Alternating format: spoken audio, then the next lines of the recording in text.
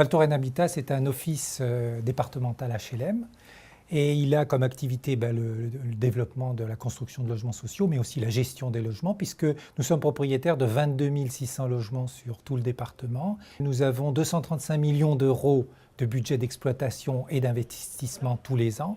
C'est environ 90 millions investis au niveau local dans l'activité de construction et d'entretien.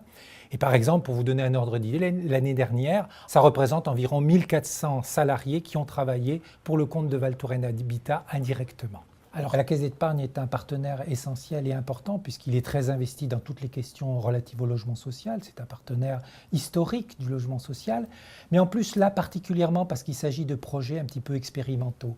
Et d'ailleurs, à ce sujet, ils sont non seulement partie prenante de la question de la gestion locative sociale, mais aussi sur l'accession à la propriété. Et dans le cadre de prêts qu'on appelle PSLA, c'est-à-dire des prêts qui autorisent un acquéreur potentiel à être dans une phase d'accession locative d'abord, et ensuite il devient acquéreur de son logement, c'est-à-dire il devient propriétaire de son logement. Et dans ce cadre-là, la Caisse d'épargne offre pour les accédants futurs des produits à des taux excessivement privilégiés. En 2009, nous avons engagé un agenda 21 au niveau de la structure.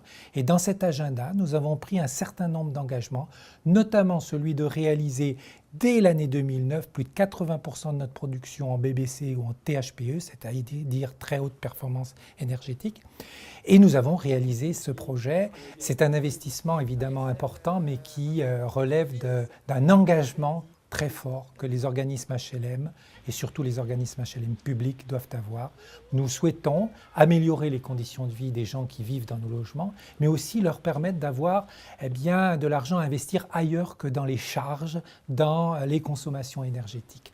La crise a eu aussi un effet de régulation, je crois, des marchés, et notamment des marchés sur les matériaux et sur l'intervention des entreprises. Aujourd'hui, on peut dire que si nous comparons, je dirais, à conditions égales, les travaux que nous réalisons et les constructions, on constate qu'on est entre 5 et 7% au-dessus avec une opération BBC. Et si on met en face les économies que vont pouvoir réaliser les locataires ou les accédants à la propriété, ça n'a plus, je dirais, aucun intérêt de construire autre chose que du BBC. Alors sur Jouer les Tours, nous avons construit un projet un peu expérimental dans une zone d'ailleurs un petit peu, puisque c'est la ZUP, une zone qu'on dit un peu sociale. Et aujourd'hui, on a réalisé une opération collective et individuelle avec ce label BBC. On estime qu'aujourd'hui, pour pouvoir répondre à la nécessité de ces économies d'énergie, il faut donner les moyens pour la réalisation de ce type de démarche. Et pour donner les moyens, il faut utiliser ce qu'on appelle la filière, c'est-à-dire démarrer à partir du produit, comment on conçoit le produit, mais comment on le met en œuvre. C'est-à-dire, ça se fait aussi en partenariat avec les entreprises, les écoles de formation et autres qui vont participer au projet au fur et à mesure de son avancement pour qu'à la clé, on ait à la fois ceux qui vont produire les matériaux, ceux qui vont mettre en œuvre la démarche et ceux qui vont aussi en faire le suivi après autour d'une table pour avoir l'ensemble de la filière qui est active.